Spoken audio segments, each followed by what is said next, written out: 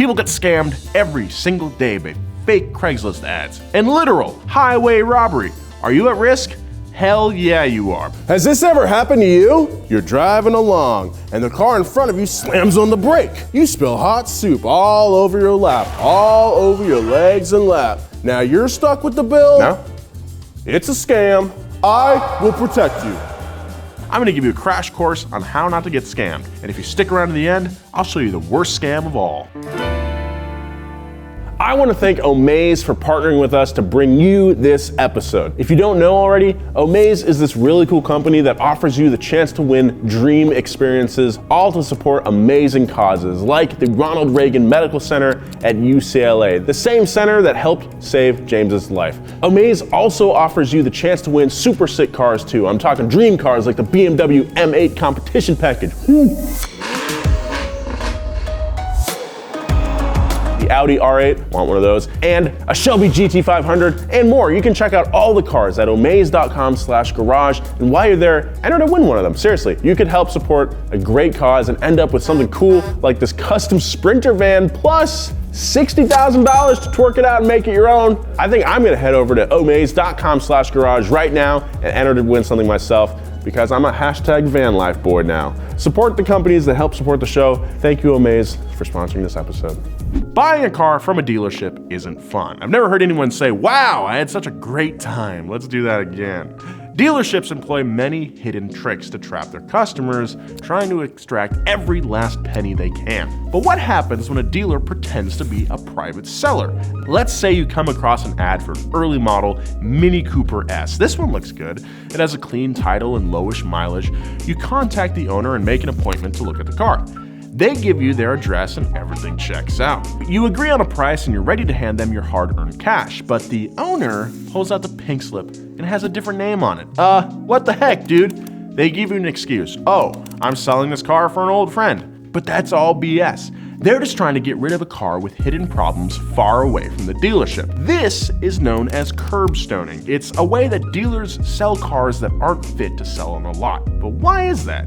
In 2013, California passed a law that all, quote, buy here, pay here dealerships must provide a warranty with every car sold. For 30 days or 1,000 miles, whichever comes first, the owner is protected from major mechanical and electronic failures. But that's only if you buy the car through a dealership. Some dealers will come across a car that has a mechanical issue or something else wrong with the car that is too expensive to fix or too much of a liability for them. They can't risk losing their license, and they don't want to spend money to fix the car, so they sell it quickly by curb stoning. Unethical dealerships will utilize the curb stoning scam to avoid liability. I'm not saying this is a common scam and that you should be skeptic of every dealership, but it does happen. Although mind games aren't really scams and more like manipulation, here's a dealership scam that you should be aware of. Ever heard of something called title washing? All cars come with a legal document called a title, and in terms of buying and selling, most people only care if it's clean or a salvaged car. Title washing is when someone takes a salvage status car and re-registers it in a different state. The new state might not recognize it as salvaged, which basically washes that salvage title away. We go into way more detail on this scam on another WheelHouse episode. If you want to learn more, check out that one. And if you like this video, consider hitting that subscribe button. When dealing with online private sellers, a scammer might try to sell you a fake car. Has this ever happened to you? You go to buy a car and the seller only takes gift cards? It's a scam. I'll protect you. Ah! They will post ads with really low asking prices and good sob stories to match. If you ask to see the car, the scammer will give a runaround excuse and tell you, oh, someone else is really interested in buying the car. This is done to entice you, the buyer, to quickly make a deposit or purchase the car before anyone else does. But when it comes time to pay, they only accept money through specific escrow or gift cards. The Federal Trade Commission website says, quote, gift cards are for gifts, not payments. Anyone who demands payment by gift card is always a scammer. Dealing with a scammer that wants to work through an escrow is a little different, but it can still be a scam. If you don't know what an escrow is, it's a service used to ensure a secure transaction between two parties that don't trust each other. Once the scammer can find someone to prey on, the escrow reinsures the victim that they have received everything. But in reality, there's nothing.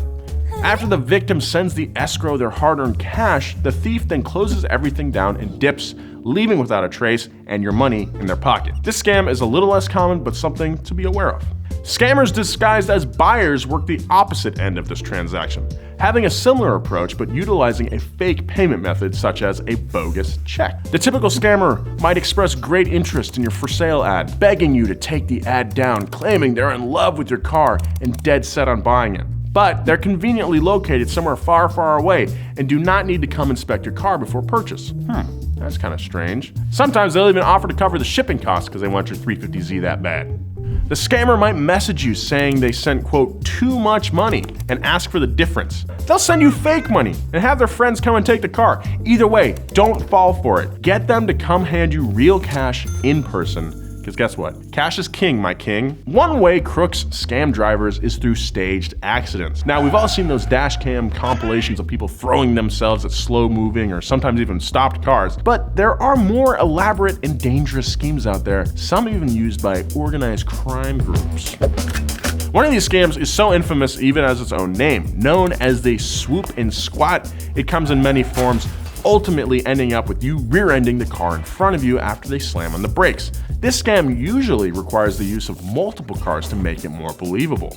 The squat car, the car you rear-end, is usually loaded up with passengers to maximize injury claims. The swoop car cuts off the squat car and causes the accident, driving away unaffected as you and our accomplices pull over. Sometimes multiple swoop cars will box you in, ensuring you can't swerve to avoid the squat car. This puts all the blame on you because, you weren't paying attention to the road and everyone in the squat car told the cop that. Big yikes. Another staged accident scam you should look out for is done through exploitation of the road law itself. Picture this. It's a Friday night and you're finally free after a long day at work. You come to an intersection, about to take a left turn. Oncoming traffic speeds by you as you patiently wait for your opening, but then out of nowhere, you see a flick of high beams and the driver waving at you ever so softly. Hello. Their vehicle begins to slow down. You think, gee, it's a kind human being. They're letting me go. There's nothing suspicious about that. You pull out into their lane and out of nowhere, bam, they hit you.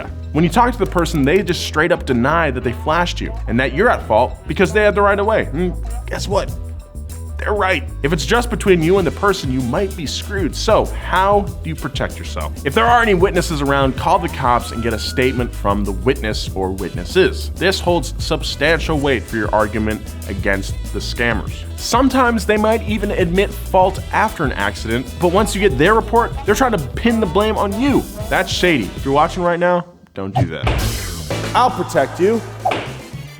No matter how nice the other person may seem, make sure you document everything you can after an accident. Don't let the other person sway you into thinking everything is fine and handled, even if they admit to being at fault. Also, if you're in an accident, don't admit to being at fault. If you don't document everything, they can always flip the story around. So be sure to get statements from everybody involved. Take a billion pictures of both cars and the layout of the accident. An easy way not to get scammed is to know your own car, and to learn how to do that, check out our new show, Money Pit. It's a build-along series. We have a new project car. The beautiful blue-eyed devil himself, Zach Job, is going to show you how to do everything on your car, top to bottom. Also, if you haven't listened to our podcast, Past Gas, listen to that on Spotify, Apple Podcasts, wherever you get your podcasts, or watch us do it in our second channel, Donut Podcasts. Look, scammers suck, but there are a lot of things we can do to prevent ourselves from becoming a victim. But if you ask me, the biggest scam in the world is This garbage.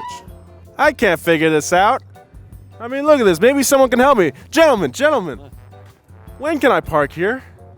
Not on a holiday. Don't try on a holiday. You have a 7 permit? Do you have a 7 permit? I do not have a 7 permit. Maybe park here on the week. I would just say don't park here. What was that, sir? Don't.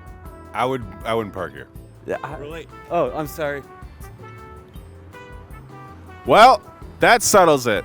Never park in Los Angeles. Tatsu! Thank you for watching. Be kind. I'll see you next time.